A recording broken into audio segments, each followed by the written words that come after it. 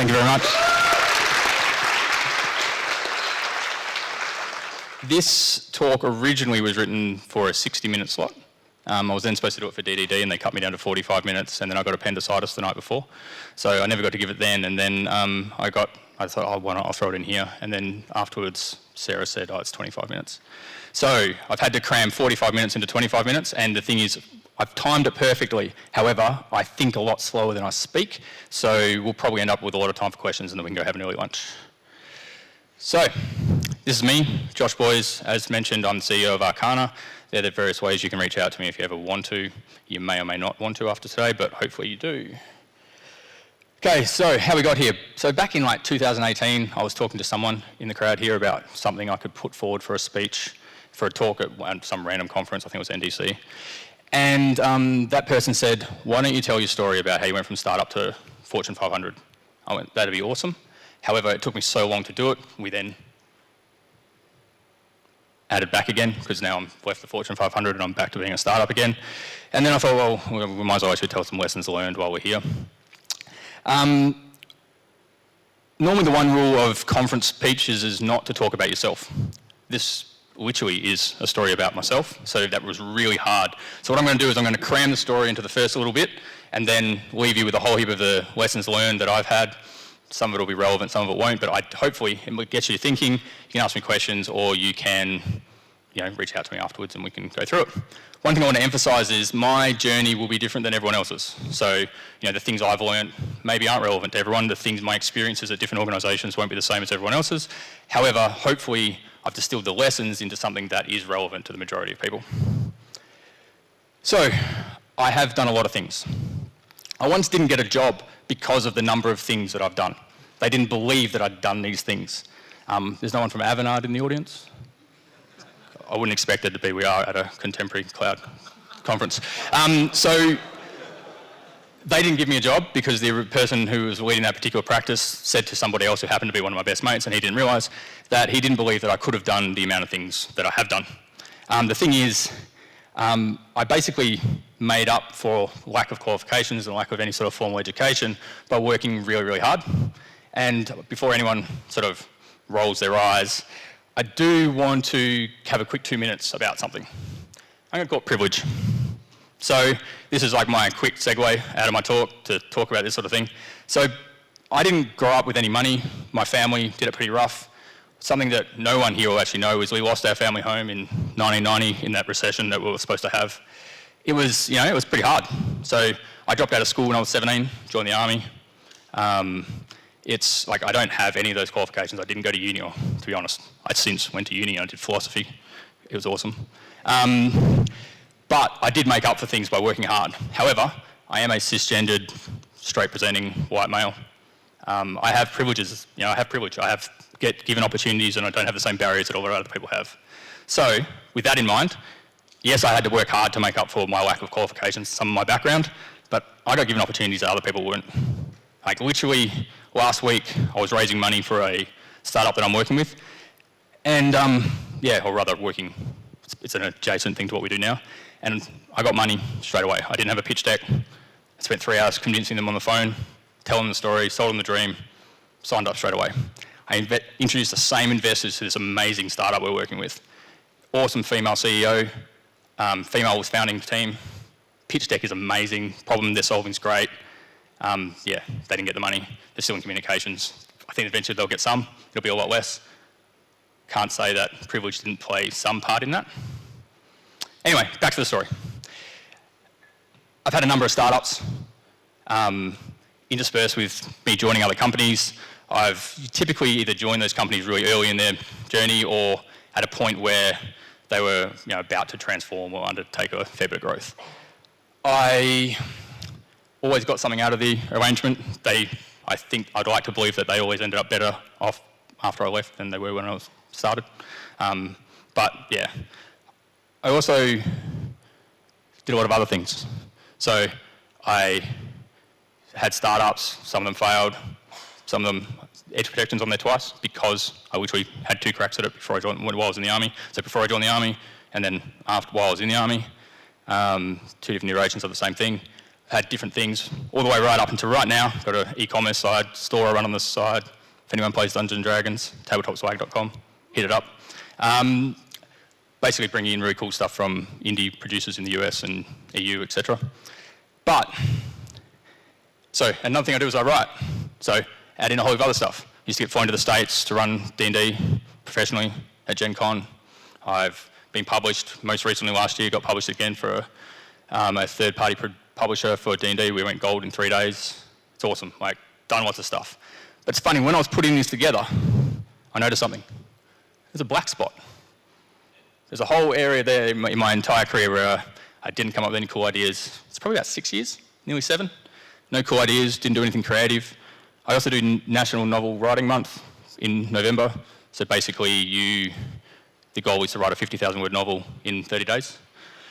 I pretty much have done it every year since 2007. I didn't finish it once in that 6-year period. I may have claimed I did on my site, but I didn't. Yeah, like I said, I didn't really realise that until I was putting this together the first time, that gap existed. And when I look back, it was the environment that I was working in. They took from me, and I didn't have anything to give back anywhere else. There are a number of people in the audience that were working with me during that period, and I think can attest to a similar thing. But the interesting thing is, I don't regret it at all. It's all that thing that a lot of the lessons learned that I'm taking forward now, and the things that I, preach to startups that I work with, and I work with lots of them, are things that I learned during that period. Some of it is what to do, because we did some really cool stuff. But a lot of it is what not to do, and how not to treat your people, and how to build you want to build teams that want to work with you rather than have to work with you. So then startup life. So one thing is I like taking snaps when we're doing things, so starting up cool new things. Other face up there is familiar to some of you. Starting a startup will be the most exhilarating, exciting thing you ever do. It'll also be the hardest thing you ever do, like all at the same time. So it's just like roller coaster of emotions at all times. Like, have we got enough money? Have we got the right idea? Where are we going to find people? Why aren't our customers returning our calls? Like, et cetera, et cetera. It doesn't matter what your startup is, whether you're building games, building a cool product that solves, world hunger, or you're starting a professional services business. You ultimately, the roller coaster is very similar, regardless of your domain. And I will get to a bit more of this as we go on, but it's definitely a wild ride. Justin Can, don't know if you guys know who he is, co-founder of Twitch, said this last week. I used to have a lot of respect for Justin Can, but then last night he put out that Jack Dorsey was the GOAT and Jack Dorsey's a douche, so I don't. Now I've lost all respect, but it was already in my deck, so I figured I'd keep it. He does say, I don't disagree with his sentiment. It is absolutely true. You will, particularly depending on where you are in your journey, your first startup will likely be a shitty one. So it's just get it out of the way. It's the same analogies in games when anyone in here in the gaming industry, if you're building a game, your first game's going to suck. Your second one's probably going to be shit too. Eventually you get something awesome, people buy it and you make a lot of money.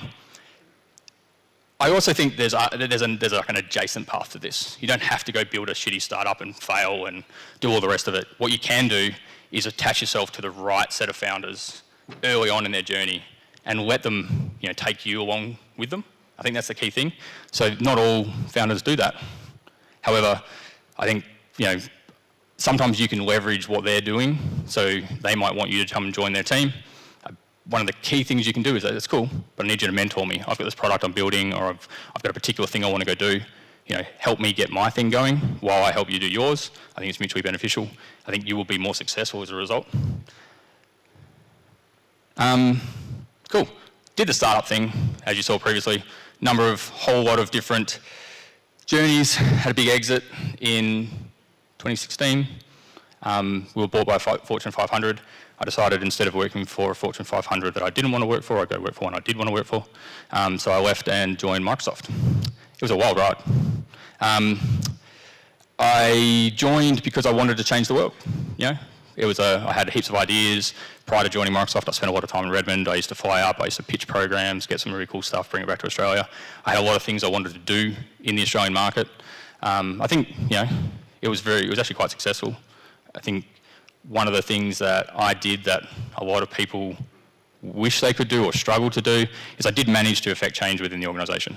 So I did managed to write some business cases that got either, whether it be engineering effort deployed or blueprint changes. There are people in roles in the audience today that, the original, business case for that role in a previous iteration was maybe done 2 years earlier. It was really, really good. However, it came at a cost. I travelled every 2 to 3 weeks. I was in the States at least 3 or 4 times a year. I had a young family and, I didn't get to see them. Spent a lot of time on a plane, lived out of a suitcase. My daughter was born 3 months before. My youngest daughter was born 3 months before I started. She didn't really see me for the first 4 years of her life. I was away a lot. Definitely takes its toll. Then COVID hit and it was very hard to run a national business from Perth, out of a spare bedroom, which is what I had at the time. Used to going into the office, used to being on a plane every 3 weeks. It became really difficult. However, I joined Microsoft originally because it was my dream job. It was the thing I really, really wanted to do. Don't regret it in a heartbeat. It was amazing. I got to meet some really cool people, do some really cool things, affect some great change. It burnt me out though. It was hard work. Fighting against a machine like that big is really, really hard work. So I decided, let's go do it again. So here we are, doing the startup thing again. I promised myself I'd never do another professional services business. This is number 6. So the only way I could get myself to do it again is I said, I'm going to do everything different.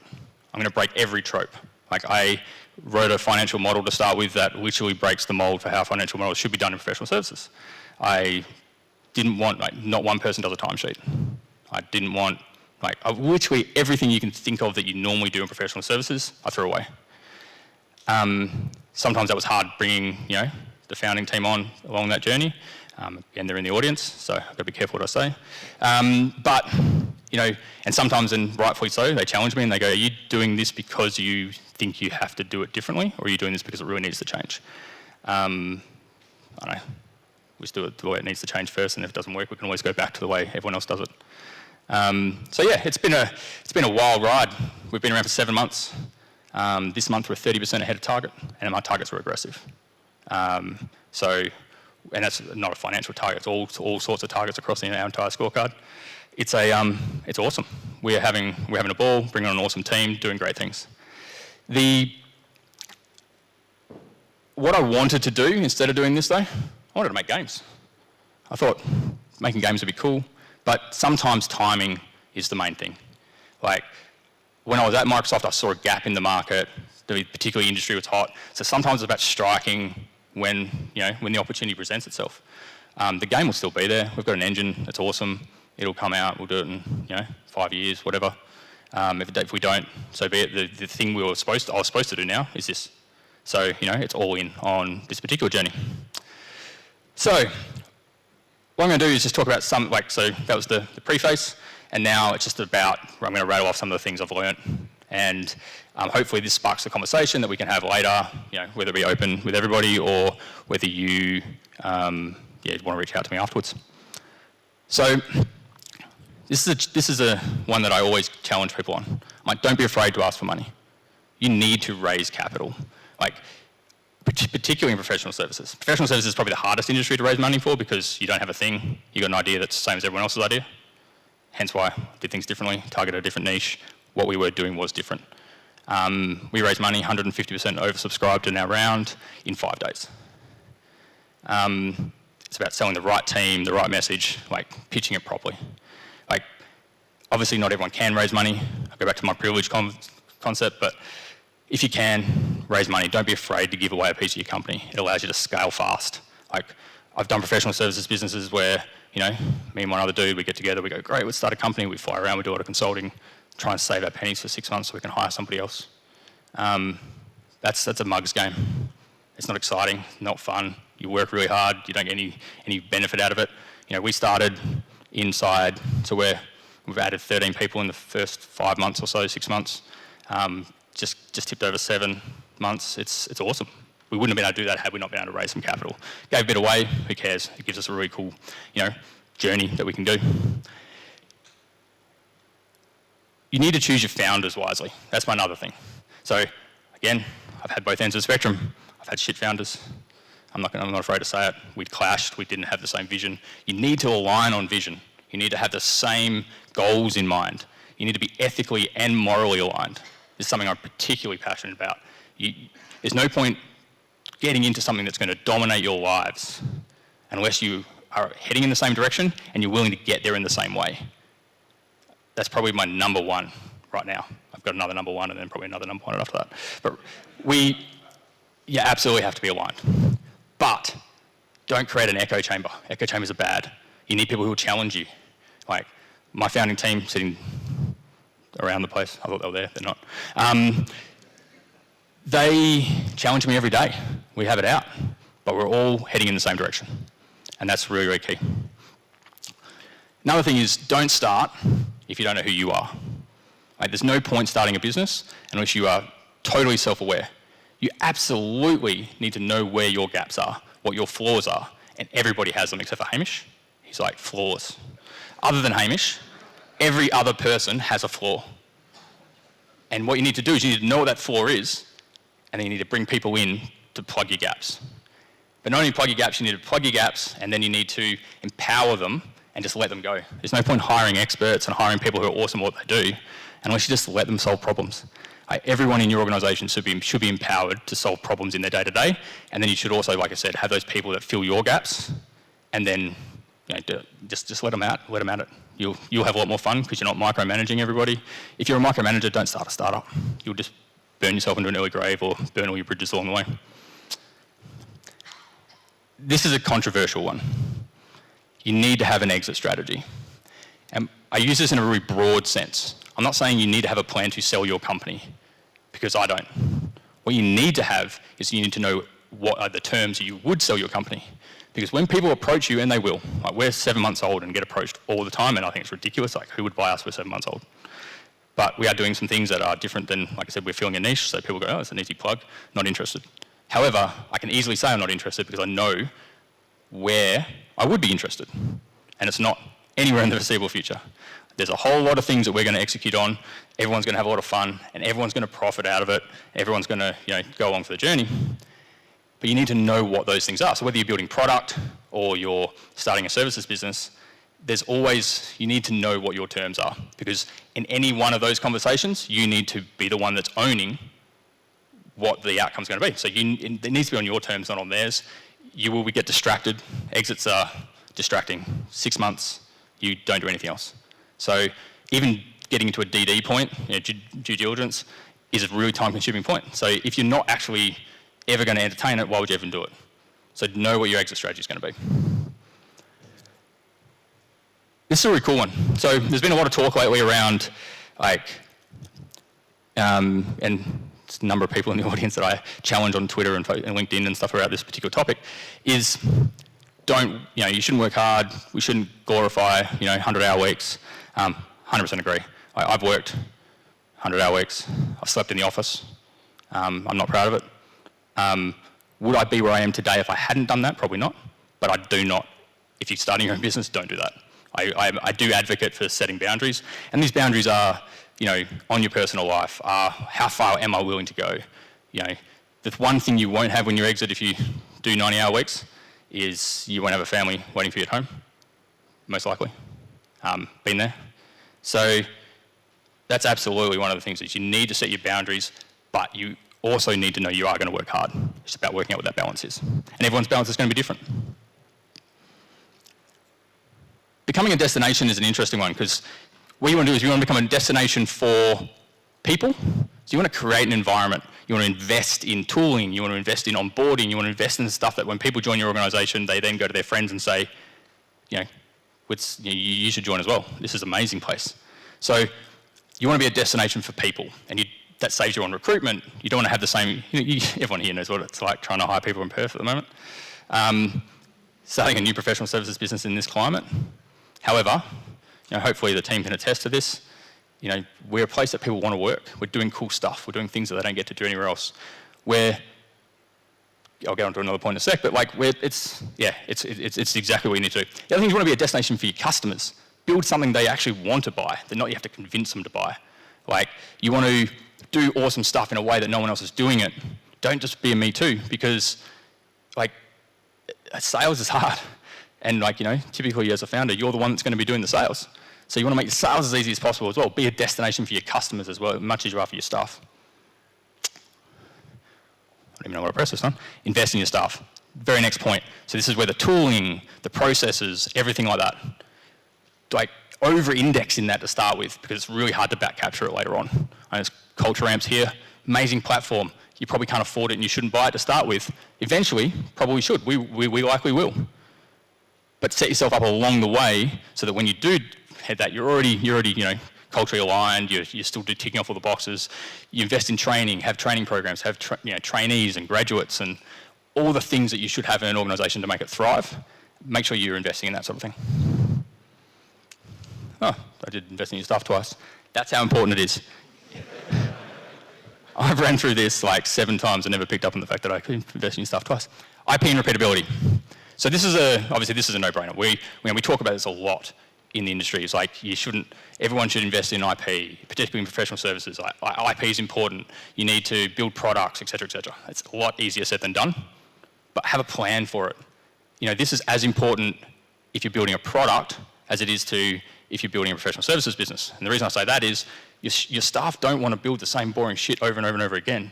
And even in a product business, they find themselves doing that. Set it up so that it's repeatable. Set up your IP, do your accelerators, do the things that when you're onboarding new teams, you've got your web frameworks, you've got everything pre-canned, so they don't have to do the boring shit again. They can just jump into really adding value. That is really, really important. It also makes selling easier. So it's not just about code IP and repeatability, it's also about the repeatability of how easy is it for me to sell my solutions? You don't want that unicorn solution seller that magically knows how to piece together a company they haven't been a part of and fit them into people's problems and so on and so forth. What you really want is the thing that they can, your highly complex business needs to translate into something that's really easy to sell. So repeatability is key. Here's my actual number one. I know I said before. This is my next number one. You need to have a plan. The plan is the most important thing. You need to play chess while everyone else in your company is playing checkers. You need to know what your next step's going to be and the step after that and the step after that, so that when you get, you can basically bring everyone along for the journey. They can focus on what they need to focus on because they're going to be really busy as well. But then you need to know what the next thing is. Not only do you need to have a plan for that, you need to, you will pivot. You will have to iterate. You'll have to change direction a little bit. Market, you've got a great idea to start with that, it's affected by the market. What are people actually going to want to buy? What are people, all the rest of it. You need to be able to pivot really easily, but then you also need to then adjust your plan. There's no point pivoting and then going, oh shit, now you're a bit of a head was chook and you don't know where you're going. You absolutely need to, continue to iterate your plan, know your vision, know where you're heading, and constantly do that. That's us. So, it's been an amazing journey so far. I know I rushed through that last little bit, like I said, 45 minutes into 25 minutes. So, I know we've got a minute or so left, so it'd be great if there's any questions at all, more than happy to answer them. I'm standing between everyone and lunch, but I know we've got a little bit of time. So, thank you very much.